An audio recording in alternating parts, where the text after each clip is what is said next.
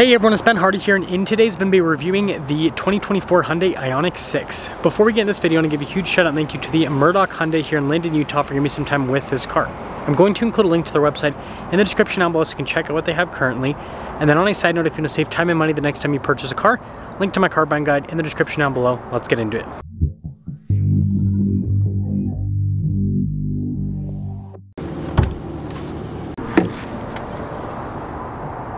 So powering this is a dual electric motor setup paired to a 77.4 kilowatt hour battery pack. Now this gives this 270 miles of range. If you get the rear wheel drive variant, you can get mid 300s for the range, which is pretty crazy. Anyways, power outputs with this all-wheel drive variant is 320 horsepower and then 446 pound-feet of torque. Now, before we move forward with this review, I do want to mention if you want to see more videos just like this, then I recommend you subscribe because I post content every single day. So starting with the hood, it slopes down quite aggressively. It's very interesting with the design, and then I love the headlight cluster. I think that's pretty cool looking. And then notice how we've got a lot of blacked out trim here in the front end. And putting it all together definitely has a more futuristic front end design. Now around the side here, our tire wheel setup is 245, 40, 20 in the front and over in the rear. And you guys can see here with the wheels, you've got the silver mixed with the black trim. I think that looks really sharp. And then I have a little extension right there. That's funny. Anyways, you can see the darker trim there at the bottom for the bodywork, pop out door handles, and then darker trim for the windows. And then here is your full side view with this Ioniq 6. Now taking a look at the key fob, we have our lock and unlock function or remote start. We've got that for the alarm, and then we do have self-park as well as the opening for the trunk. Now popping into the cargo area, you guys can see we've got netting here from the factory. We have these little tabs here to fold down the seats, and overall space back here is actually pretty good. It isn't super vertical though. That's something to note when it comes to cargo space. Anyways, when you're all done, just press that button and that will lower the trunk lid right back down. Now I've always thought this design element on the Ioniq is pretty funny because it reminds me of like a mid-1990s Porsche 911 in terms of the back end design.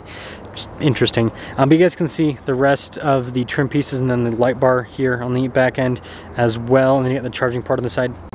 And putting it all together, let me guys think about the overall design here on the Ioniq 6.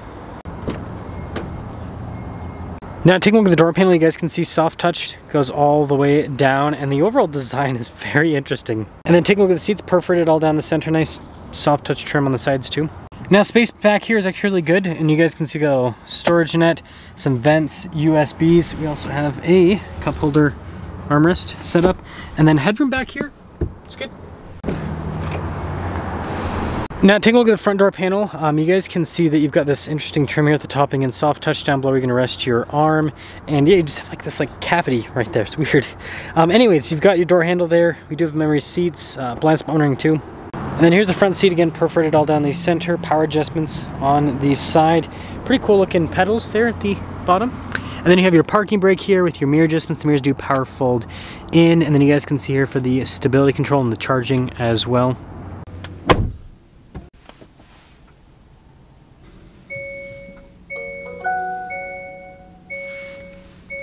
Now taking a look at the steering wheel, really cool design. I like the little dots there in the center. Drive mode select on the steering wheel. Paddle shifters for the regen system. We also have practical controls like your voice command, volume controls, cruise control. It is adaptive with steering assist. And you can see your stalks there on the back. We also have a column shifter here with the Ioniq 6. And then here's the gauge cluster itself, fully digital. We can scroll through some menus, see different bits of info here, including on the all-wheel drive system. Oh, I almost forgot the cool animation with the drive mode select. I think that also kind of adds to the flair. Sorry about a little bit of glare in this shot, but we do have a 360 camera system with trajectory on turn at the steering wheel. You also have this cool exterior shot of the Ioniq 6 as well. Definitely nice practical thing. And then as for the rest of the infotainment system, first off, this is for the heated and cooled seats. It's built into the screen. I don't think the camera's going to focus on it, so we give up on that. Also have this EV tab that lets us know how much range. But the base of the infotainment system is, first off, the heated and cooled seats. It looks like they're built into the infotainment system, but it is very responsive, so it's easy to access stuff. The dash is actually soft touch, which is pretty nice. And then I like this design detail down below with the vents, how that kind of all goes across. And then we do have our analog controls here for stuff with the radio. Oh, we have some stuff for the seats and everything down here on this little kind of like touchpad thing. Also the climate controls. So I guess you technically don't have to use the touchscreen, it looks like. Oh no, it just pulls it up on the touchscreen, so it's like a shortcut for it. So you do still have to use the touchscreen for that. Anyways, focusing too much on the heated and cooled seats. Yeah, pretty normal glove box. Wireless phone charging pad here, the USB. Got some cup holders here in the center. Got our window controls in the center as well, which, yeah, super strange. Also door lock and unlock. Interesting they did that there. More storage down below. I don't know if it's going to pop up on camera very well. But yeah, pretty open design. Got some USBs. And then we do have our control here for the sunroof, just a regular sunroof. Now taking a look at the window sticker, you guys can see 2024 Ioniq 6. Here is all of the standard equipment. Total MSRP, $55,310. Let's see how it drives.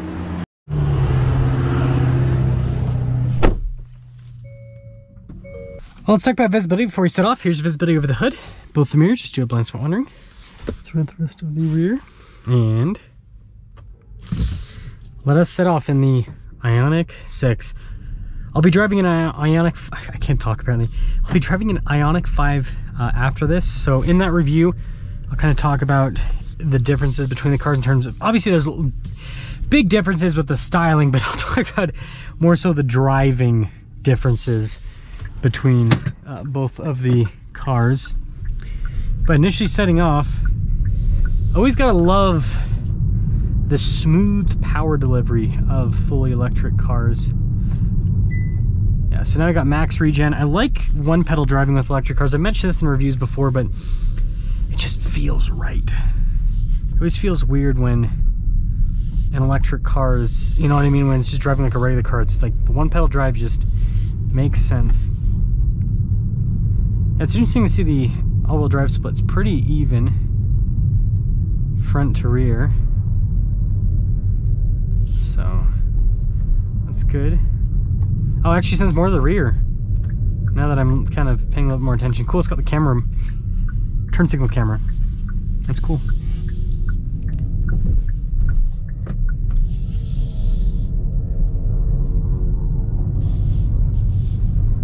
It's very smooth.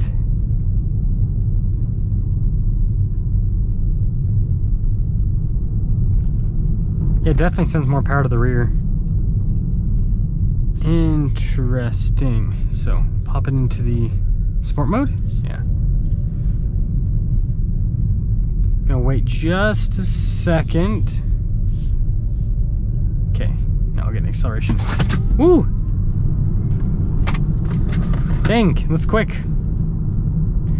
Yeah, electric cars, man. Instant power and instant torque. It works. It's real. My tripod's like, Ben, have mercy. Yeah, I like this. So to sum things up, it's very comfortable. It drives well.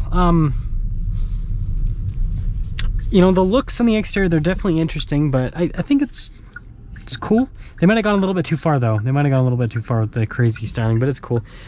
Love the interior, definitely good build quality.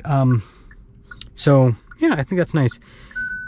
Obviously, always got to make the comparison to Tesla, right? Whenever you review an EV, you always got to compare to Tesla, and this kind of competes, you know, not only from a price point standpoint, but also kind of from a feature and everything standpoint with the Tesla Model 3. And my thoughts with that is, well, Tesla's price cuts have made the Model 3 an absolute bargain. So, yeah, Hyundai's got that to compete with now. But here's what Tesla does better. Range, I think, you know, with their long range and all-wheel drive, I mean, you're looking at over 300 miles, so there's that. And then, yeah, I mean, that's about it. And then Tesla's charging network. So better range, better charging network, because we still don't have like a really official charging network here, you know, a good one like Tesla's for non-Tesla vehicles. But yeah, that's pretty much it. Everything else I think I like.